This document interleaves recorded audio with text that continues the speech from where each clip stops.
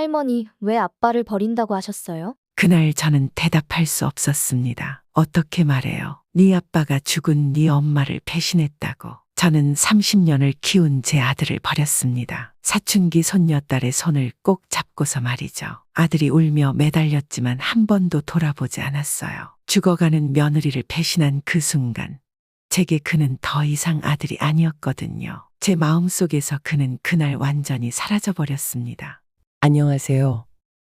저는 부산에서 30년째 중식당을 운영해온 73세 박순자입니다. 순자 씨는 젊은 시절부터 손맛 좋기로 소문난 요리사였습니다. 남편과 함께 작은 중식당에서 시작해 부산에서 제법 알아주는 맛집으로 키워냈죠. 하루에 수백 명의 손님이 찾아오는 번창하는 가게였어요. 노후 준비도 충분히 끝낸 상태에서 열심히 사는 아들 부부에게 가게 운영을 맡겼습니다. 몇 년 더 지켜본 후 완전히 물려줄 계획이었거든요. 지금은 순자 씨가 뒤에서 관리하고 아들 부부가 실제 운영을 담당하는 형태였어요. 순자 씨는 자신의 집에서, 아들 부부는 따로 마련한 집에서 살았지만 매일같이 만나며 지냈어요. 서로를 챙겨주는 따뜻한 사이였죠. 우리 며느리가 워낙 요리를 잘해서 걱정 없어요.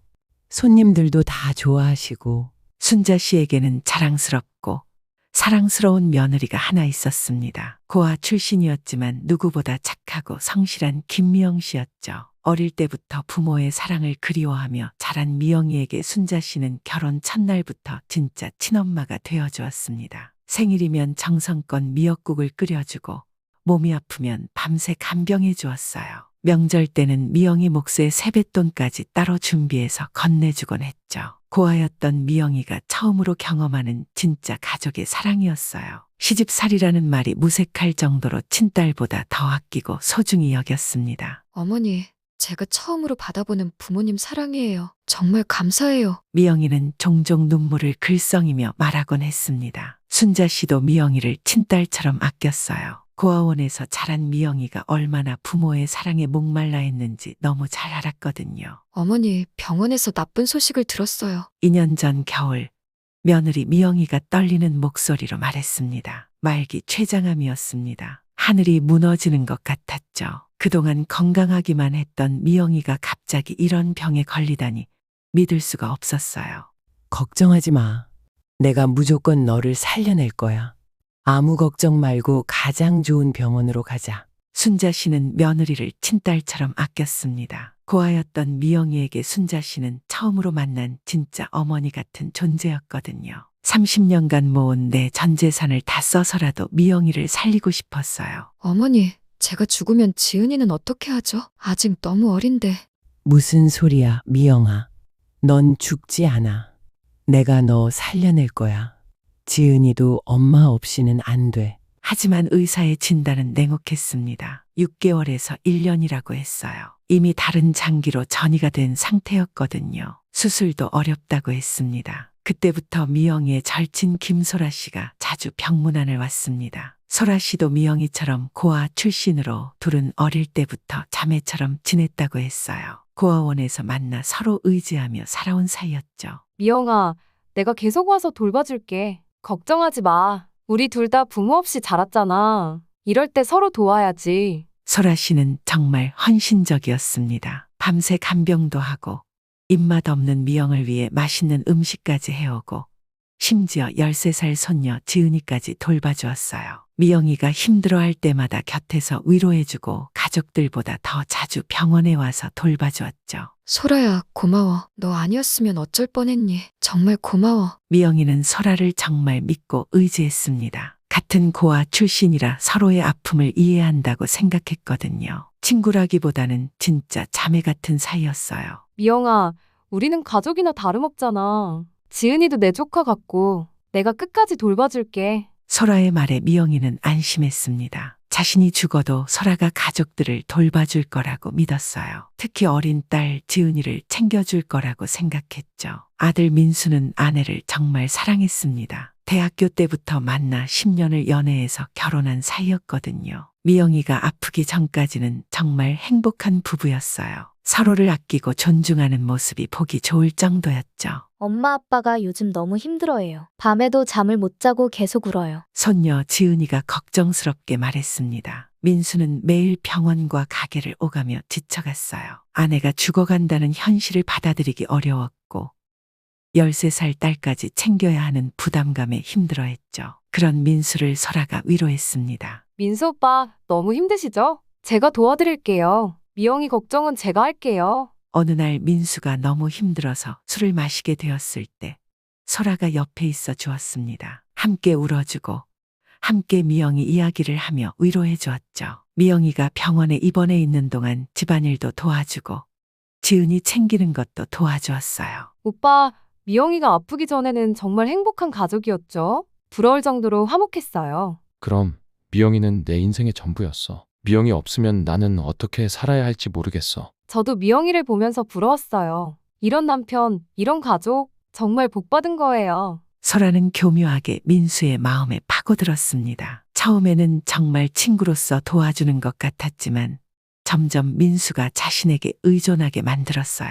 미영이가 아플 때마다 자신이 있어야 한다고 강조했죠. 오빠, 미영이가 이렇게 아픈데 오빠마저 쓰러지면 안 돼요. 제가 옆에서 도와드릴게요. 그런데 어느 날 밤이었습니다. 미영이가 병원에서 하룻밤 머물러야 하는 날이었어요. 항암 치료 부작용으로 상태가 안 좋아져서 응급실에 실려간 날이었죠. 오빠, 저도 너무 슬퍼요. 미영이가 죽으면 저는 어떻게 살아요? 내 유일한 가족인데. 민수는 그날 유독 많이 마셨습니다. 아내가 죽어간다는 현실이 너무 힘들었어요. 설아도 함께 울며 술을 마셔주었죠. 술에 취한 두 사람이 실수를 저질렀습니다. 단 한 번의 실수였지만 설아는 그것을 무기로 만들었어요. 다음 날부터 설아의 태도가 완전히 바뀌었거든요. 오빠, 이 일을 미영이가 알면 어떻게 될까요? 지금 상태로는 충격이 너무 클 거예요. 미영이가 죽을 수도 있어요. 그래, 미영이는 절대 모르게 해야 해. 이미 너무 힘들어하는데 이런 일까지 알면. 그럼 오빠가 저한테 잘해주셔야죠. 안 그러면 미영이한테 말할 수밖에 없어요. 설아의 협박이 시작된 거였죠. 미영이를 진심으로 걱정하는 척하면서 민수를 올가매기 시작했어요. 미영이는 눈치가 빨랐습니다. 뭔가 이상하다는 걸 느꼈어요. 남편의 표정이 달라졌고 설아의 말투도 예전과 달랐거든요. 소라야, 남편이 요즘 이상해. 나를 피하는 것 같아. 예전에는 병실에서 내 손을 꼭 잡고 있었는데 요즘은 그러지도 않아. 무슨 소리야, 미영아. 오빠가 너무 슬퍼서 그런 거야. 네가 아픈 모습을 보는 게 너무 힘들어서 그래. 하지만 미영이는 느꼈습니다. 남편과 친구 사이에 무언가가 있다는 걸요. 여자의 직감이라고 해야 할까요? 뭔가 숨기는 게 있다는 걸 알았어요. 여보, 요즘 왜 그래? 나한테 무슨 못할 말이라도 있어? 무슨 소리야, 미영아. 그냥 네가 아픈 모습을 보는 게 힘들어서 그래. 하지만 민수의 대답은 어색했고 미영이는 더욱 의심하게 되었어요. 어머니, 저 잠깐 외출 좀 할게요. 어느 날 미영이가 온몸의 고통을 참으며 말했습니다. 몸이 이렇게 아픈데도 나가겠다는 미영이를 말릴 수 없었어요. 너무 절박한 표정이었거든요. 미영아, 어디 가려고?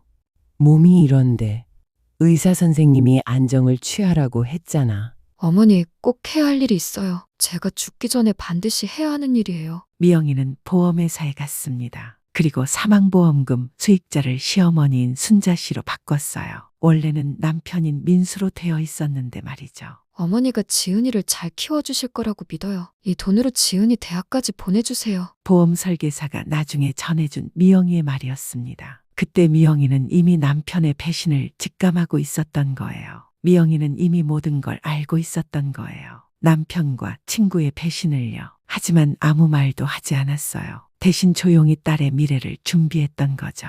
미영이가 세상을 떠났습니다. 장례식장에서 설아는 누구보다 슬퍼했어요. 아니, 슬퍼하는 척했죠. 관 앞에서 눈물을 흘리며 미영이에게 말을 걸었어요. 미영아, 내가 민수 오빠 잘 돌봐줄게. 걱정하지 마. 지은이도 내가 챙길게. 설아가 관 앞에서 중얼거리는 말을 들은 순자 씨는 뭔가 이상하다고 느꼈습니다. 친구라면서 벌써부터 남편을 돌보겠다는 말이 나올까요? 너무 성급한 것 같았어요. 지은아, 엄마가 하늘나라 가셨단다. 이제 할머니가 지은이를 돌봐줄게. 할머니, 앞으로 엄마 없이 어떻게 살아야 해요? 무서워요. 순자 씨는 손녀를 꼭 안아주며 눈물을 흘렸습니다. 이제 이 아이는 진짜 혈육인 자신과 아버지뿐이었어요. 미영이가 얼마나 이 아이를 사랑했는지 생각하니 더욱 마음이 아팠죠. 49제가 끝난 후 순자 씨는 아들이 운영하는 가게에 깜짝 방문했습니다. 가게 상황도 확인하고 아들을 위로해 주려고 했어요. 엄마, 왜 갑자기 연락을 주시지 그랬어요. 민수가 당황했습니다. 그럴 만했어요. 주방에서 설아가 앞치마를 두르고 요리를 하고 있었거든요. 마치 집주인처럼 자연스럽게 말이에요. 이게 뭐야? 미영이가 죽은 지 한 달도 안 됐는데. 이게 무슨 상황이야? 엄마, 그게 아니에요. 소라가 도와주는 거예요. 혼자서는 가게 운영이 힘들어서요. 도와준다고? 이 시간에 둘이서만? 손님도 없는 시간에 뭘 하고 있는 거야? 순자 씨는 화가 났습니다. 며느리 친구라는 여자가 너무 빨리 자리를 차지하고 있었거든요. 미영이 자리가 채 식기도 전에 말이에요. 어머니, 저는 그냥 민수 오빠가 혼자서 힘들까봐 도와주는 거예요. 미영이도 제가 돌봐달라고 했어요. 힘들면 내가 도와주지. 왜 네가? 미영이가 언제 그런 말을 했어? 순자 씨의 날카로운 질문에 설아는 당황했습니다. 거짓말이 들킬 뻔했거든요. 며칠 후 설아가 직접 순자 씨를 찾아왔습니다. 이제는 숨길 필요가 없다고 생각했나 봐요. 어머니, 말씀드릴 게 있어요. 중요한 얘기예요. 설아는 뻔뻔하게 말했습니다. 미영이가 죽은 지 2달도 안 된 상황에서 말이에요. 민수 오빠와 저는 이미 가까운 사이가 됐어요. 미영이도 알고 있었을 거예요. 뭐라고? 지금 무슨 소리를 하는 거야? 미영이가 아프기 전부터 저희는 그냥 미영이가 불쌍해서 참았던 거예요. 이제는 당당하게 함께 하려고요. 순자 씨는 설아의 거짓말을 알았습니다. 미영이가 얼마나 설아를 믿고 의지했는지 다 봤거든요. 병실에서 설아 손을 꼭 잡고 고마워했던 모습도 기억하고 있었어요. 너 지금 뭔 소리를 하는 거야? 미영이를 그렇게 배신하고도 뻔뻔하게. 어머니, 이제 제가 민수 오빠의 아내가 될 거예요. 지은이 엄마도 제가 될 거고요. 민수 오빠도 저를 선택했고요. 선택? 내 아들이 언제 너를 선택했다고? 어머니가 모르실 뿐이에요. 저희는 이미 서로 사랑하고 있어요. 미영이가 죽기를 기다리고 있었던 거예요. 그때 민수가 들어왔습니다. 설아가 어머니의 집에 온 걸 몰랐나 봐요. 엄마, 소라야, 여기 왜 왔어? 민수야, 이 여자가 뭔 소리를 하는지 알고 있니? 자기가 이제 너의 아내가 될 거라고 하는데. 민수는 고개를 숙였습니다. 그 모습을 보고 순자 씨는 모든 걸 깨달았어요. 아들이 정말 며느리를 배신했다는 걸 말이에요. 정말이구나. 미영이를 배신한 거구나. 그 아이가 죽어가는데 어떻게 그럴 수가 있어? 엄마, 저도 어쩔 수 없었어요. 미영이가 아픈 동안 너무 힘들었고 소라가 위로해줘서. 어쩔 수 없었다고? 미영이가 죽어가는데?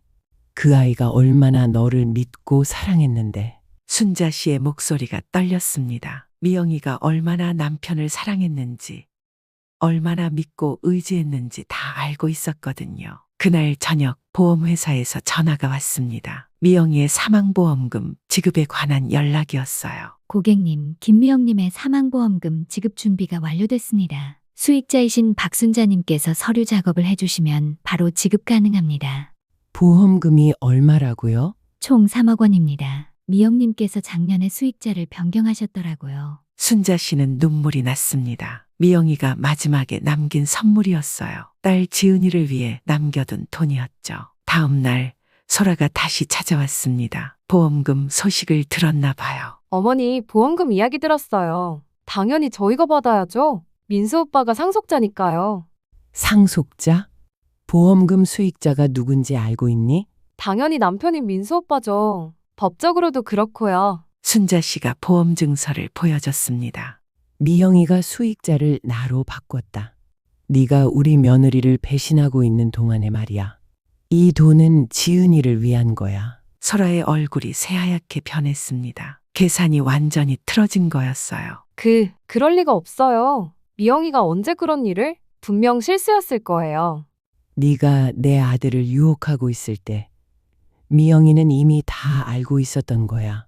그래서 보험금을 내 명의로 바꾼 거고. 지은아, 할머니랑 살래? 할머니 집에서 함께 지내자. 순자 씨는 손녀에게 물었습니다. 더 이상 손녀가 아들과 함께 있는 걸 보고 있을 수 없었어요. 할머니, 아빠는요? 아빠도 함께 살면 안 돼요? 아빠는 할머니와 생각이 달라서 따로 살기로 했단다.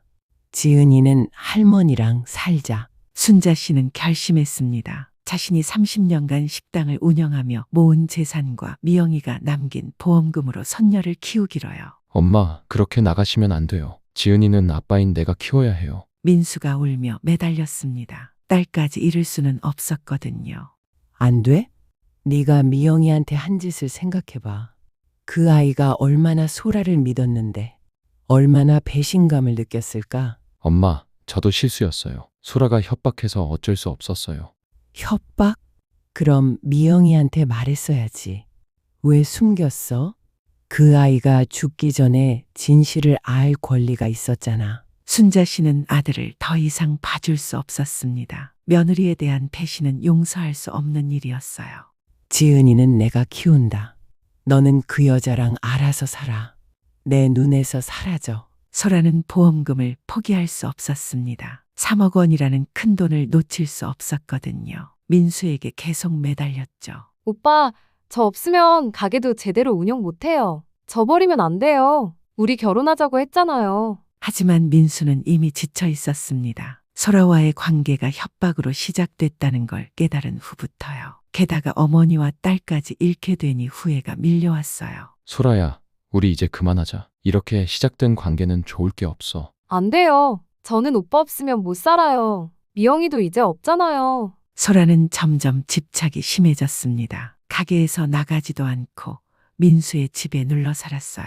민수가 거부해도 계속 따라다녔죠. 오빠, 미영이는 이미 죽었잖아요. 이제 저랑 새 출발해요. 우리가 행복하게 살면 돼요. 그만해. 소라야, 미영이 이야기는 꺼내지도 마. 그 아이에게 미안하잖아. 왜요? 어차피 저 때문에 죽은 것도 아닌데 암으로 죽은 거잖아요. 소라의 말에 민수는 충격을 받았습니다. 친구라고 믿었던 사람이 이런 말을 하다니요. 미영이에 대한 최소한의 예의도 없었어요. 시간이 지나면서 소라는 더욱 대담해졌습니다. 민수가 거부하자 다른 방법을 생각해낸 거예요. 돈이 필요했거든요.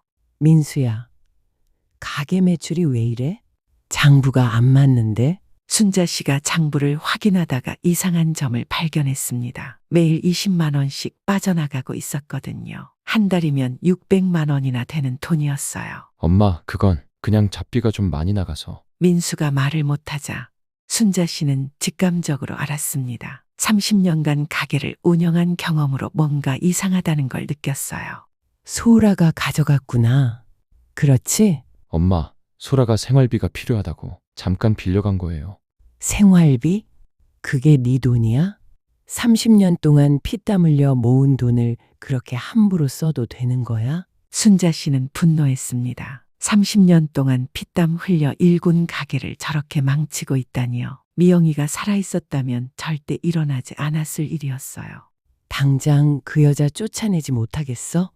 이러다가 가게 망하겠어. 하지만 민수는 소라의 협박 때문에 쉽게 결정하지 못했습니다. 소라가 계속 위협하고 있었거든요. 지은이한테 아빠가 엄마를 어떻게 배신했는지 다 말해버릴 거예요. 그 아이가 얼마나 충격받을까요? 소라의 협박은 계속됐습니다. 어느 날 순자 씨는 미영이의 유품을 정리하다가 충격적인 것을 발견했습니다. 미영이가 서랍 깊숙한 곳에 숨겨둔 핸드폰이었어요. 이게 뭐지? 미영이가 왜 핸드폰을 여기에 숨겨뒀을까? 핸드폰을 켜보니 소라가 보낸 문자들이 가득했습니다. 미영이가 아프기 전부터 보낸 문자들이었어요. 미영아, 너 정말 행복해 보인다. 부러워 죽겠어. 언제까지 그럴 수 있을까? 민수 오빠 진짜 멋지다. 너 아니었으면 내가 차지했을 텐데. 왜 내가 그런 남편을 만났지? 너는 정말 운이 좋아. 좋은 남편에 좋은 시어머니까지. 나는 언제쯤 그런 행복을 가질 수 있을까? 순자 씨는 손이 떨렸습니다. 소라가 처음부터 미영이를 질투하고 있었던 거예요. 친구인 척하면서 속으로는 미영이의 행복을 시기하고 있었던 거죠. 더 충격적인 건 미영이의 답장이었습니다. 소라야, 그런 말 하지 마. 너도 분명 좋은 사람 만날 거야. 우리 계속 친구로 지내자. 민수가 너를 어떻게 생각하는지 나는 알아. 그러니까 그런 생각하지 마. 우리는 친구잖아. 미영이는 이미 소라의 의도를 알고 있었던 거예요. 하지만 친구라고 믿고 싶어서 계속 참았던 거였죠. 마지막까지 소라를 믿어주려고 했던 거예요. 순자 씨는 이 증거들을 가지고 경찰서에 갔습니다. 더 이상 참을 수 없었어요. 이 여자가 우리 며느리를 괴롭히고 아들을 협박하고 가게 돈까지 훔쳤어요. 처벌해 주세요. 경찰은 충분한 증거라고 했습니다. 문자 내용만으로도 스토킹과 협박을 입증할 수 있었고 가게 CCTV까지 확인하니 절도까지 명확했거든요. 이 문자들을 보시면 피해자에 대한 지속적인 괴롭힘과 질투심이 드러나네요. 그리고 CCTV에는 가게 돈을 가져가는 모습이 선명하게 나와 있습니다. 소라는 결국 체포됐습니다. 경찰이 찾아왔을 때도 끝까지 발악했어요. 저는 아무것도 안 했어요. 민수 오빠가 다 동의한 거예요. 미영이도 저보고 돌봐달라고 했어요. 소라가 발악했지만 소용없었습니다. 증거가 너무 명확했거든요. 특히 미영이의 핸드폰에 있던 문자들이 결정적이었어요. 소라 씨, 피해자의 문자 기록과 가게 CCTV 영상이 모두 증거입니다. 변명의 여지가 없어요. 재판 결과 소라는 징역 8개월의 집행유예 2년을 선고받았습니다. 스토킹, 협박, 절도 등의 혐의였지만 초범이라 실형은 면했죠. 하지만 이것이 소라에게는 더 큰 불행의 시작이었습니다. 소라는 집행유예를 받았지만 이미 모든 걸 잃은 상태였습니다. 어디서 일자리를 구하려고 해도 받아주는 곳이 없었어요. 동네 사람들의 시선도 차가워졌고요. 모든 사람이 소라의 행실을 알게 되었거든요. 소라가 친구를 그렇게 배신했다면서? 정말 무서운 여자네. 미영이가 그렇게 믿었는데 어떻게 그럴 수가 있어? 사람들의 수군거림 속에서 소라는 점점 고립되어 갔습니다. 어디서도 환영받지 못했어요. 민수 오빠, 제발 한 번만 만나주세요. 저는 정말 오빠를 사랑해요. 소라가 다시 가게 앞에 나타났을 때 민수는 즉시 경찰에 신고했습니다. 접근 금지 명령을 어긴 거였거든요. 저는 진짜 민수 오빠를 사랑해요. 왜 이해해주지 않아요? 미영이는 이미 죽었잖아요. 소라는 여전히 현실을 받아들이지 못했습니다. 자신이 한 일의 심각성을 깨닫지 못하고 있었어요. 오히려 자신이 피해자라고 생각하고 있었죠. 소라 씨, 또 나타나시면 바로 구속됩니다. 접근 금지 명령 어기면 실형이에요. 경찰의 경고에도 소라는 계속 주변을 맴돌았습니다. 집착은 더욱 심해졌고 정신적으로 불안정한 모습을 보이기 시작했어요. 그 후 소라는 술과 약물에 의존하며 살다가 2년 후 자신의 원룸에서 고독사로 세상을 떠났습니다. 아무도 찾지 않는 쓸쓸한 죽음이었어요. 일주일이 지나서야 악취로 인해 발견됐죠. 소라 씨가 돌아가셨답니다. 혼자서. 소식을 들은 순자 씨는 복잡한 마음이었습니다. 미워했지만 한편으로는 안타까웠어요. 인간으로서 그런 죽음은 누구에게나 슬픈 일이었거든요. 미영이를 배신하지 않았다면 이런 일도 없었을 텐데. 욕심이 사람을 망쳤구나. 하지만 이미 늦었습니다. 욕심과 질투가 한 사람의 인생을 완전히 망가뜨린 거였죠. 현재 순자 씨는 손녀 지은이와 함께 새로운 삶을 살고 있습니다. 지은이는 할머니의 사랑 속에서 밝고 건강하게 자라고 있어요. 엄마를 잃은 슬픔도 할머니의 보살핌으로 조금씩 치유되고 있죠. 할머니, 제가 커서 꼭 보답할게요. 엄마처럼 좋은 사람이 될 거예요. 지은이가 말할 때마다 순자 씨는 미영이 생각이 납니다. 미영이가 마지막에 보여준 지혜와 사랑이 있었기에 가능한 일이었죠. 지은아, 엄마가 널 얼마나 사랑했는지 알지? 엄마의 마지막 선택 덕분에 우리가 이렇게 살 수 있는 거야. 민수는 혼자서 가게를 운영하며 반성의 나날을 보내고 있습니다. 소라가 사라진 후 가게는 예전보다 조용해졌지만 그만큼 민수의 마음도 무거워졌어요. 때때로 어머니와 딸을 보러 오지만 순자 씨는 아직 완전히 용서하지 않았어요. 미영이한테 진심으로 사과하는 날이 오면 그때 생각해보마. 지금은 아직 이르다. 순자 씨의 말입니다. 하지만 예전보다는 조금씩 누그러지고 있었어요. 엄마, 저는 정말 후회하고 있어요. 매일 미영이 무덤에 가서 사과하고 있어요. 후회는 미영이가 살아있을 때 했어야지. 그래도 네가 정말 뉘우치고 있다는 건 알겠다. 민수는 이제 매일 미영이 무덤에 가서 참회하고 있습니다. 하지만 돌이킬 수는 없죠. 다만 남은 인생은 딸을 위해 살겠다고 다짐하고 있어요. 지은이는 이제 고등학생이 됐습니다. 엄마를 닮아 착하고 영리한 아이로 자라고 있어요. 할머니의 넉넉한 사랑과 보살핌 속에서 어려움 없이 공부하고 있죠. 할머니, 저는 나중에 간호사가 되고 싶어요. 아픈 사람들을 도와주고 싶어요. 엄마처럼 남을 위해 살고 싶어요. 순자 씨는 지은이의 말을 들으며 미영이를 떠올렸습니다. 미영이도 항상 남을 도우며 살았거든요. 고아원에서 자랐지만 늘 다른 사람을 먼저 생각하는 아이였어요.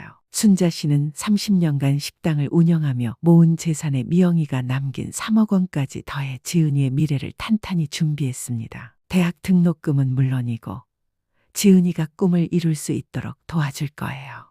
지은아, 엄마가 너를 얼마나 사랑했는지 알지? 마지막까지 너만 생각했어. 네, 할머니. 엄마가 저를 위해 많은 걸 준비해뒀다고 들었어요. 저도 엄마처럼 남을 도우며 살고 싶어요. 사람은 누구나 실수할 수 있습니다. 하지만 그 실수로 누군가를 배신한다면 그 대가는 반드시 치러야 하는 거죠. 특히 가족을 배신하는 건 용서받기 어려운 일이에요. 미영이는 죽어서도 가족을 지켰습니다. 진짜 가족이 누구인지 보여준 거예요. 마지막 순간까지 딸과 시어머니를 생각하는 마음이 진정한 사랑이었죠. 소라는 미영이의 행복을 질투하다가 결국 자신의 인생까지 망쳤습니다. 친구를 배신하고 가족을 파괴한 대가였죠. 욕심이 얼마나 무서운지 보여주는 사례였어요. 미영아, 고마워. 네 딸 잘 키울게. 네가 원하는 대로 키울게. 순자 씨는 매일 미영이의 사진에 인사합니다. 그리고 다짐하죠. 지은이가 엄마처럼 착하고 지혜로운 사람으로 자라도록 최선을 다하겠다고요. 진정한 사랑은 죽어서도 가족을 지키는 것이고 진정한 우정은 친구의 행복을 함께 기뻐하는 것입니다. 소라는 이 둘 다 실패했어요. 미영이가 보여준 사랑과 지혜가 있었기에 순자 씨와 지은이는 새로운 희망을 찾을 수 있었어요. 때로는 가장 가까운 사람이 가장 큰 상처를 주기도 합니다. 하지만 진짜 사랑하는 사람은 끝까지 지켜야 하는 거죠. 순자 씨는 아들을 버렸지만 손녀는 절대 포기하지 않았습니다. 미영이의 마지막 부탁이었거든요. 어머니, 지은이만은 꼭 지켜주세요. 그 아이가 제 전부예요. 미영이의 마지막 말이 순자 씨의 마음에 깊이 새겨져 있습니다. 가족의 의미를 다시 생각해보게 되는 이야기였습니다. 혈연이 전부가 아니라 진정으로 사랑하고 희생하는 마음이 진짜 가족을 만드는 거죠. 미영이는 죽음 앞에서도 가족을 생각했고 순자 씨는 그 마음을 이어받아 손녀를 지키고 있습니다. 배신한 아들과 욕심 많은 소라는 결국 모든 걸 잃었지만 사랑으로 맺어진 시어머니와 손녀는 더욱 단단해졌어요. 이것이 바로 진정한 가족의 힘입니다. 이 이야기는 실제 사례를 바탕으로 각색한 가상의 사연입니다. 나누고 싶은 당신의 이야기가 있으신가요? 댓글로 사연을 남겨주세요. 여러분의 이야기가 다음 오디오북의 주인공이 될 수 있습니다.